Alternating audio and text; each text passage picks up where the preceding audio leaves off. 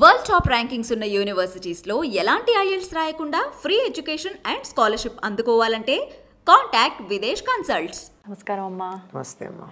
అమ్మ, పూజ చేసేటప్పుడు చాలామంది అంటే పాలు తాగొచ్చు, పండ్లు తినొచ్చు, కొంతమంది అయితే ఏకంగా టిఫిన్ చేసి కూడా పూజ చేయొచ్చు అని చెప్తుంటారు. అది కరెక్టేనా? అసలు నిజంగా అట్లా చేస్తే ఆ పూజ ఫలితం అనేది దక్కుతుందమ్మా? అసలు చేయడం మానేయటం కన్నా ఇది నయము అన్న దృష్టితో సరే అని అనొచ్చేమో కానీ ఒక నియమం పెట్టాక దాన్ని ఉల్లంఘించడం ఎందుకమ్మా?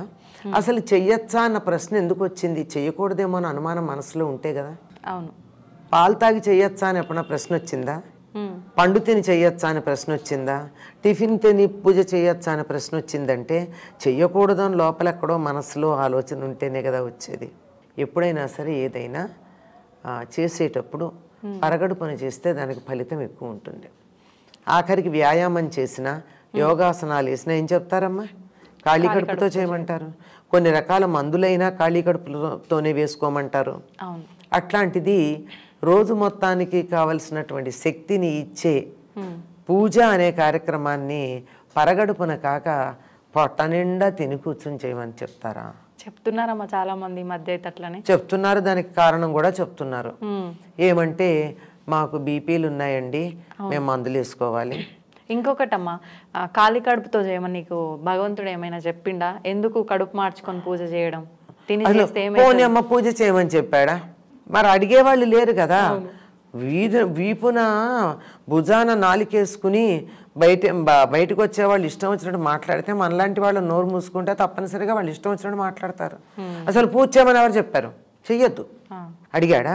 కూర్చో, స్నానం చేయి, దండం పెట్టుకో, దండం పెట్టుకుని జపం చేసుకో 5 నిమిషాలు, దేవుడికి ధ్యానం చేసుకో. ఇంత విస్తారంగా ఇంత బారు పూజ చేయమని అడిగాడా? లేదు కదా. దేవుడేమీ అడగలేదు, అసలు పూజ చేయమని అనలేదు, దాన్ని ప్రార్థించమని లేదు, ఏమి చేయమని చెప్పరా. మనమే మనకి ఇవన్నీ ఇచ్చినందుకు ఆయన పట్ల కృతజ్ఞతని వెల్లడించుకోవడానికి పూజ చేస్తున్నాం తప్ప నిజానికి భగవంతుడు మనని పూజ చేయమని చెప్పాల. ఎందుకంటే కృతజ్ఞం. విశ్వనాథ సత్యనారాయణ గారు శబరి ఘట్టంలో రాస్తారు, చేతులు ఉన్నాయి గనక పూలు తెచ్చాను, నోరుంది గనక పలకరిస్తున్నాను, నేనున్నా గనక నేను చూశాను అంది. వీడి ప్రయోజనం అది. నాకు నాలుకిచ్చావు, రుచి ఇచ్చావు, తినగలిగిన శక్తి ఇచ్చావు, తినడానికి పదార్థం ఇచ్చావు, థ్యాంక్ యూ అని చెప్పడానికి పూజ చేస్తాం. కన్ను ఇచ్చావు, కంటికి చూడగలిగిన శక్తిని ఇచ్చావు, చాలా అందమైన దృశ్యాలను ఇచ్చావు, థ్యాంక్ యూ అని చెప్పడానికి పూజ చేస్తాం. పంచేంద్రియాలు, ఆ ఇంద్రియాలకి శక్తి, ఆ ఇంద్రియాల ద్వారా పొందగలిగిన వస్తువులు అవి మనకు అందుబాటులో ఉండడం, ఇవన్నీ కల్పన చేసినందుకు మనం ధన్యవాదాలు చెప్తూ చేస్తున్నామే తప్ప కృతజ్ఞతావిష్కరణ చేస్తున్నాము కానీ పూజ చేయమని ఏం చెప్పలేం. చేసినందువల్ల మనమే శక్తిని పుంజుకుంటున్నాం తప్ప అక్కడ వేరే ఏది ఉండట్లా, ఆయనకేం రావట్లా. అట్లాంటప్పుడు ఇలా చేస్తే బాగుంటుందని ఒక విషయం చెప్పాక అట్లాగే చేస్తే బాగుంటుంది, దాన్ని మార్చాల్సిన పని ఏముంది?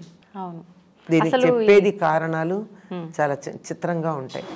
మాకు బీపీ ఉందండి, మందులు వేసుకోవాలి, ఓకే వేసుకో, వద్దనలా. తిని వేసుకోవాలి, తిని వేసుకోమని ఏం చెప్పలేదమ్మా. పాలు తాగి వేసుకోవచ్చు, టీ తాగో కాఫీ తాగో వేసుకోమని చెప్పినటువంటి మందుల్ని టిఫిన్ తిని వేసుకోవాలని మార్చడం ఏమిటి? మాకు థైరాయిడ్ ఉందండి, థైరాయిడ్ ఎంప్టీ స్టమక్ మీద మాత్రమే వేసుకోవాలి, తిని వేసుకోరు. మరి ఇలాంటి కబుర్లు ఎలా చెప్తారమ్మా?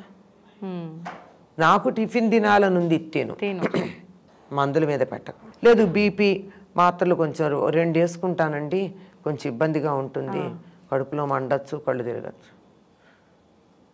టైము మార్చుకో, రోజు ఒక సమయానికి వేసుకోమన్నారు. నువ్వు భోజనం చేసే టైంకి వేసుకుంటాను నియమం పెట్టుకున్నప్పుడు వేసుకో. పొద్దున్నే వేసుకోవాల్సిన పనే ఉంది. పొద్దున్నే 7 గంటలకో 6 గంటలకో వేసుకోవడం అనేది ఎందుకంటే పాశ్చాత్య దేశాల్లో ఆ సమయానికి బ్రేక్ఫాస్ట్ చేస్తారు కనుక. వాళ్ళకి మనలాగా దేవుడికి పూజ చేయడం, మహానైవేద్యం పెట్టడం ఉండవు గనక ఆ చెప్పిన పద్ధతి వాళ్ళకి. నువ్వు 10ంటికి భోజనం చేసి 10ంటికి మంది వేసుకో, రోజు 10ంటికి వేసుకోవచ్చు. 24 గంటల లెక్క లేదు. నేను టిఫిన్ తినాలనుంది, తిను. దానికి మందుల పేరు దేవుడి పేరు అడ్డం చెప్పకం. వంక చెప్పక్కర్లా. ఓకే. నిజానికి ఉప్పు కారం వండిన పదార్థం ఇలాంటివి ఏం తీసుకున్నా అది పనికిరాదు. అందుకని ఉండలేని పరిస్థితుల్లో ఏదైనా కారణంగా మామూలుగా నిత్యం ఇంట్లో చేసుకునేది ఇంకొక అరగంట ముందు లేవండి, త్వరగా పూజ చేసుకోండి. మీరు మందులు వేసుకునే సమయానికో భోజనం చేసే టైంకో పూజ చేసేసుకుని చెయ్యండి. ఇంకొంచెం ముందులే చేయలేరా? అవును. అది లేదు, ఏదో సామూహికంగా చేయడమో ఎవరింటికో వెళ్ళడమో లాంటివి ఉన్నాయనుకోండి, ముందుగా ఒక పండు తినండి, కాసిన పాలో కాఫీనో తాగండి, ఓకే, లేదా పళ్ళ రసం తీసుకోండి. ఉప్పు కారం తగలకుండా ఉండడం ప్రధానం, వండింది కాకపోవడం ప్రధానం. కనుక అరటిపండు తినేయండి. అమ్మో అరటిపండు నాకు డయాబెటీస్ ఎవరు చెప్పారండి? ఇవన్నీ అపోహలు. ఒకసారి కనుక్కోండి, అరటిపండు యొక్క న్యూట్రిషన్ వాల్యూ కనుక్కోండి. ఈ మధ్యకాలంలో లేటెస్ట్ పరిశోధన చెప్పేది ఏమిటంటే అరటిపండు వల్ల షుగర్ లెవెల్స్ పెరగవు అని. పైగా అది పరగడుపున తినడమే మంచిది తర్వాత తినదానికన్నా. పైగా అది వెయిట్ కంట్రోల్ కూడా చేస్తుందట.